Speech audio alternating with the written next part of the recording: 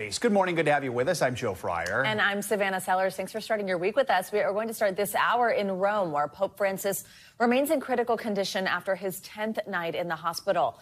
Vatican officials said in a statement that the 88-year-old Catholic leader had a restful night after he underwent another round of clinical tests yesterday. He's currently being treated for double pneumonia and mild kidney failure. On Saturday, Pope Francis suffered a respiratory crisis. It required a blood transfusion and oxygen therapy. But the Vatican said on Sunday he, quote, presented no further respiratory crisis and that he remained alert.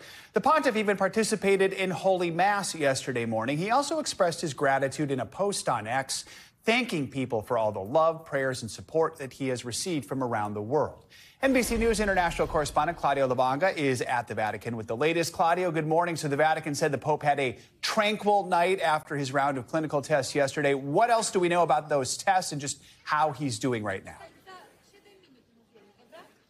Joe, Savannah, good morning. Well, that's right. The Vatican in the morning only sends out really a one-liner, usually saying what he said this morning. He had a peaceful night. He had breakfast. The real update comes later in the day when the doctors get the results of the tests that the Pope undergoes during the day. So the last one we got was from last night. As you mentioned, it was a bit of a mix of good and bad news. The bad news is that the Pope, they said, continues to be in critical condition. The good news was that he did not have any further respiratory crisis like the one he had on Saturday. At the same time, they said the blood transfusion he also had on Saturday helped to increase the levels, the hemoglobin levels, so that's under control also. The bad news also is that the latest blood tests revealed an initial slight, this is what they call it, kidney insufficiency, but even that appears to be under control, at least as for last night. As you mentioned, the Pope continues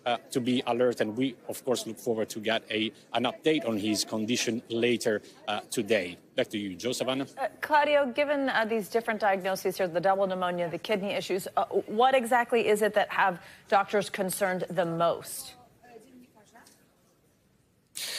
Well, Savannah, the doctors at the hospital held a long press conference on Friday, and they said that the worst that can happen in this situation is that those germs that are causing that bilateral pneumonia and also polymicrobial infection of the respiratory tract, that means that there are two or more germs affecting or causing this inflammation. The risk is that spreads into the blood, and if it does that, then it will affect and infect other organs, and that could be really bad for Pope Francis. But for now, they said that is not the case, but that is the worst case scenario, Savannah.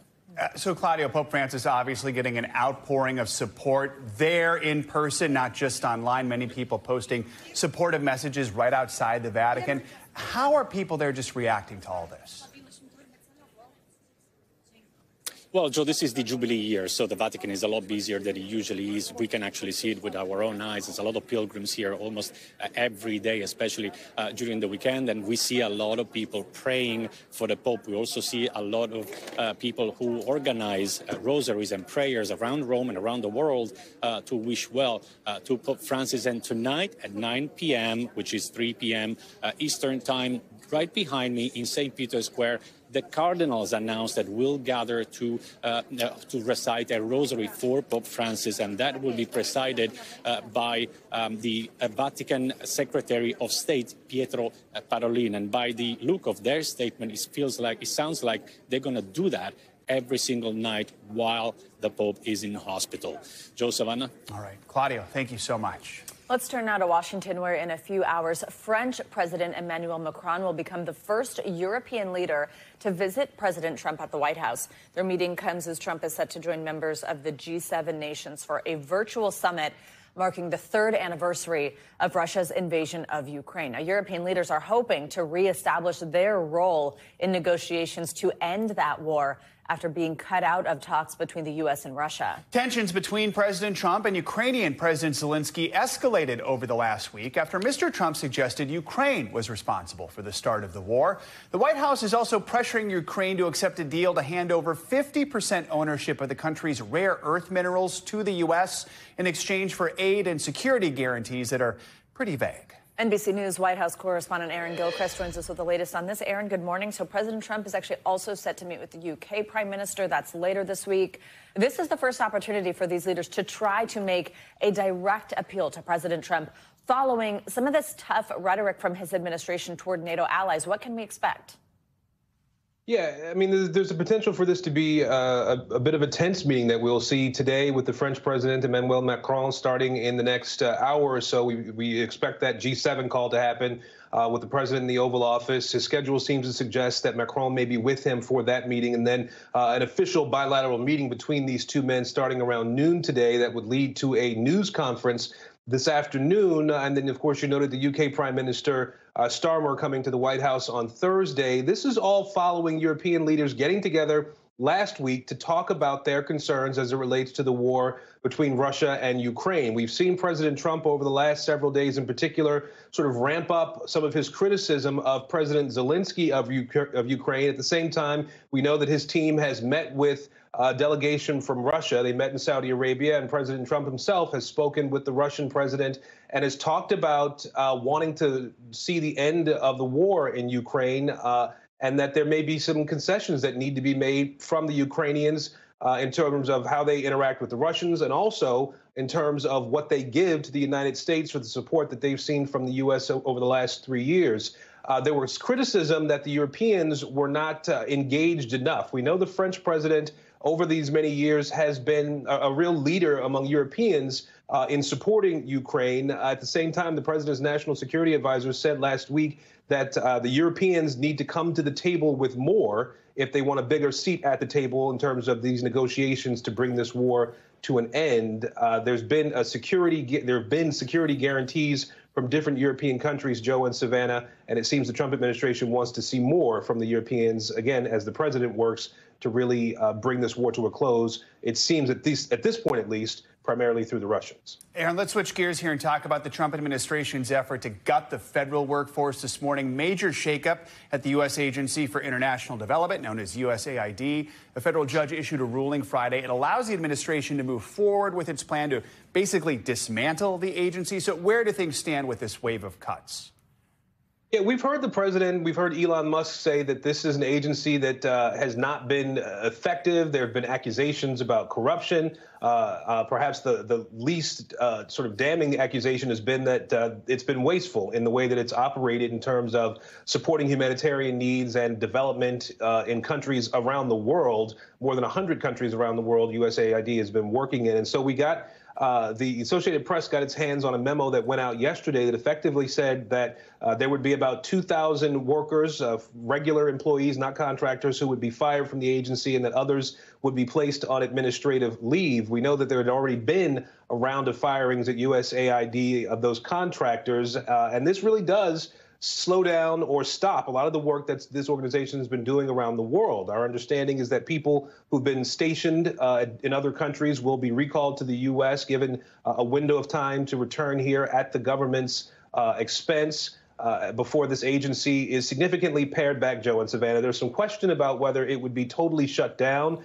We know that Marco Rubio, the Secretary of State, who is the acting director of USAID, has said that he doesn't want to see the agency completely go away, but he doesn't feel as though it's been managed very well. And so you're going to see a lot of the staff shrink and really come under the control, at least for the short term, under the Secretary of State, guys. Aaron, quickly, also tell us about some of these big leadership changes at the military and the FBI over the weekend. What have we learned? Who are the new faces? Well, let's start with the military. We saw that the chairman of the Joint Chiefs, General C.Q. Brown, was fired effectively on Friday in a phone call, our understanding, that was made to him as he was traveling in his official capacity. He received a call saying that he was out as the chairman of the Joint Chiefs and that President Trump would be nominating Air Force Lieutenant General John Kane to replace him as chairman of the Joint Chiefs. This is typically a position that would see a 4-year term. I think the General Brown was appointed back in 2023. So for him to be replaced at this point is a bit unusual. Quickly, I'll mention that the FBI, Kash Patel, the new director, is now in that job. A deputy director has been named for him, Dan Bongino, who people may know from his role as a commentator on Fox News. He's also a former law enforcement officer, Secret Service agent as well. The concern that some have voiced, though, is that he's not a career person at the FBI. Typically, Joe and Savannah, the deputy director is someone who is managing the day-to-day operations of the agency and is someone that's come up through the ranks to some degree. Not the case here, and so that's raising some concern, although Republicans have been obviously behind this choice that the president has made, and it's not a Senate-confirmed position. All right, Aaron, thank you very much. Tonight is the deadline for many U.S. government employees to answer an emailed ultimatum from Elon Musk. He told federal workers to list their accomplishments over the previous week or resign. But as NBC News White House correspondent Michelle Sindor reports, not all agencies plan to comply, adding to the upheaval. The clock is ticking on 2.3 million federal workers. Most have until Monday at 11:59 p.m. to respond to an email pushed by Elon Musk and the Department of Government Efficiency titled, "What did you do last week?" 3 sources tell NBC News employees started receiving the email Saturday, asking them to send 5 bullet points of what they accomplished last week. Americans sounding off at town halls across the country, including at this Q&A for Texas Republican Congressman Pete Sessions. When are you going to wrest control as the Congress back from the executive and stop hurting your constituents? And online. This gets weirder by the day. We're living in a timeline where our democracy is being dismantled. At this point, I am the most pessimistic I've ever been in my life. Signs of both mixed messaging from government agencies and a possible power struggle between some Trump officials and Elon Musk, with some agencies telling their workers not to respond. Emails obtained by NBC News show the FBI director telling workers to pause any responses. The State Department saying no employee is obligated to report their activities outside of their department chain of command. But the Department of Health and Human Services is telling workers the email is legitimate and to respond by the deadline. Musk saying on his social media platform X that failure to respond will be taken as a resignation. That after defending his actions at the conservative conference, CPAC. This waste is pretty much everywhere. So it's like you're going to close your eyes and go shoot in any direction. you can't miss. This weekend, President Trump also praising Musk and Doge. We're removing all of the unnecessary, incompetent, and corrupt bureaucrats from the federal workforce. We're learning about 1,600 USAID employees working in the United States will be fired, and globally, nearly all of the agency's employees will be put on leave. Back to you. Michelle Sindor, thank you. Well, as we hear about the thousands of federal workers who are being laid off, it can be easy to forget that behind those big numbers are real people, many of whom were involved in critical projects that are now in jeopardy. Reporter Spencer Soysher from our Denver affiliate introduces us to one scientist who was working on eradicating Lyme disease when he was fired without warning. This is my performance review, or the front of it. Seems decent for being new. Welcome to Joe Cardiello's new office. I was let go the next day on a Saturday with a letter that was dated from the day before. His new job, applying for a new job in his kitchen. Within any specific town, there's only so many positions that really fit these specific skills.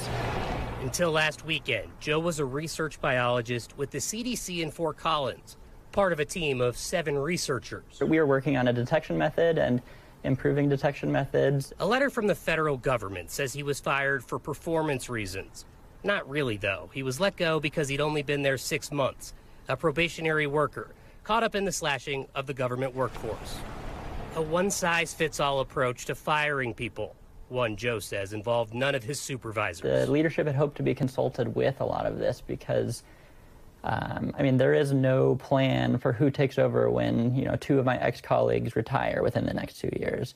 They need to be training someone for years to get the right experience. Lyme disease is the most common animal bite spread disease in the country. It usually spreads from a tick bite. It can cause significant pain for long periods of time. It can be horrifying if you don't catch it and treat it. In some cases, there are projects that have been ongoing that have costed a lot of money that are needing to be scrapped and will need to be restarted. Joe may be unemployed, working in his kitchen, but he'll find a new job. And in the name of efficiency, important work that's been invested in may go to waste. Projects will be dropped. Treatments or detection methods will be lost. Decades of work can sometimes get lost in a freezer if you're not careful. Our thanks to Spencer Swisher for that report. For the first time, we're hearing from witnesses about the terrifying moments inside a Pennsylvania hospital. That's where a gunman took hostages, then opened fire on police. NBC News correspondent Maya Eaglin spoke with the mother of the officer who was killed in the attack, an officer who is now being remembered as a hero. Hey there. Yeah, the memorial behind me continuing to grow all day as the community remembers Officer Andrew Duarte, who was killed Saturday. I had the chance to speak with both some community members and his mother. Take a look. York, Pennsylvania is a community in mourning. Visitors offering flowers and prayers after the death of Officer Andrew Duarte, shot and killed responding to a gunman at UPMC Memorial Hospital. His mom, Nancy, remembering his bravery, telling us Andrew just celebrated his 30th birthday. Andrew's my only child, and he's an amazing young man. The shooting unfolded when authorities say Diogenes Archangel Ortiz showed up at the hospital and went right to the ICU carrying a bag with a semi-automatic handgun and zip ties. There, he held a doctor, nurse, and custodian hostage. This did appear to be targeted at the ICU. Ortiz did appear to have contact previously in the week with the ICU for a medical purpose involving another individual. Police killed the gunman. Officer Duarte is being remembered as a hero. Nurse Taylor Pickeno honoring him online, writing, "Thank you so much for taking your life to save mine and many other of my coworkers during the shooting." More cops. Look at this. More cops. Betsy Small took this video from her mom Darlene's hospital room when police rushed to the scene. I was locked in the bathroom because I wasn't sure, was there somebody, loose in the building? And with so many unanswered questions about why the gunman came here, now only memories remain. How does it feel to see this outpouring of support and honoring your son? It's been amazing. I'm not surprised that he answered the call. I'm not surprised he was one of the ones in on the front. He was a mighty warrior. We know that at least 5 other people were also injured in this tragedy. Some of them were medical staff, others were police officers. All of them right now are in stable condition, according to officials. Back to you. All right, Maya Eaglin, thank you. Well, this morning, jury selection is set to begin in the trial of the man charged with killing 7 people and injuring dozens of others during a mass shooting at a 4th of July parade outside Chicago back in 2022. Robert Crimo III is accused of opening fire from a rooftop on the crowds gathered for the parade in Highland Park, Illinois. Crimo is pleading not guilty to more than 100 charges, including 21 counts of first-degree murder. That is 3 for each victim. If convicted, he faces a maximum sentence of life in prison. In New Jersey, police are on the hunt for suspects who allegedly followed and robbed a player for the New York Jets at gunpoint over the weekend. The incident is now widening concerns about the safety and security of professional athletes off the field after that string of high-profile home burglaries. NBC News correspondent Priya Sridhar has more. We're learning of yet another in a series of robberies of high-profile athletes. This time, police say 2 victims were stalked by 3 men from Manhattan to New Jersey and robbed at gunpoint in broad daylight. Neighbors say one of the victims plays for the New York Jets. The suspects still on the run. You have high-profile people that get targeted as they go out in the city and otherwise. So it's definitely disconcerting. This comes as police in Wisconsin released video they say shows robbers breaking into the home of Milwaukee Bucks forward Bobby Portis Jr. last year, stealing $1 million championship ring, a Rolex, and other jewels. Here you see them leaving the house with what looks like a large safe. Last week, federal prosecutors announcing charges against 7 Chilean nationals who they say are behind that robbery and at least 5 others last year, including at the homes of Kansas City Chiefs stars Patrick Mahomes and Travis Kelce and Bengals QB Joe Burrow. This police body cam video showing 4 of the suspects arrested last month, authorities say with a car full of Burrow's belongings. Rob D'Amico is a retired FBI agent. Their schedules are so public and they're clearly not home at certain times. Your schedule's out. Like, they know where you're going to be. They know, again, that those people have high net worth items that are easy to fence. Authorities working to stem the tide of crime as these thefts targeting pro athletes become all too common. Priya Sridhar, NBC News. Now let's get to your morning news now. Weather, millions are under flood alerts, but on a lighter note, most of the country's also getting a little taste of spring this week. A welcome taste of spring. Meteorologist Michelle Grossman has it all. Michelle, good morning. Good morning, guys, and so well deserved. We're going to shed those layers. Most of us seeing well above average temperatures this week, even 10, 20, 30 degrees above what is typical for this time of year. We're going to break records. It's been so cold this winter, so much deserved. We're looking at record warmth today in the southwest and really most of the country, nice in terms of temperatures. We're staying active in the northwest, also the upper Rockies, the northern Rockies, because we're looking at some rain, also some mountain snow. Winds will gust 50, 60 miles per hour. That's going to extend into the northern plains. You're going to need the umbrellas too in Florida because we are looking at heavy rain. A front is kind of lingering over the state there, and it's going to linger into tomorrow morning. So we're going to see the chance for localized flooding there today. By Wednesday, nice and quiet still. Really, the headline will be the record highs in the southwest. Warm throughout most of the country. We're looking at mild southeast as well. Temperatures in the 70s, near 80 degrees in some spots, into the 50s in the mid-Atlantic, and even in New England, we're going to be into the 40s. So a little above average for this time of year. Friday, same story. It's going to feel like spring in parts of the west, into the southeast as well. The south central states, temperatures in the 70s. We're looking at some snow, though, in the upper Midwest and the UP of Michigan. So let's talk about those temperatures well above average. That jet stream is lifting to the north. It's letting that warm air in. And we're looking at temperatures in the 80s in Phoenix, 85 degrees. That's 13 degrees above what is typical for this time of year. But they're not alone. We're looking at temperatures into the 70s in Amarillo, Dallas, 71, 7 degrees above average, and even warm into the Ohio Valley, Columbus, 50 degrees, 64 in St. Louis. And that's going to stay in place as we go throughout tomorrow as well. Look at this. Lots of red and orange and yellow on the map indicating that warm air in place. That is good news if you like that warm weather.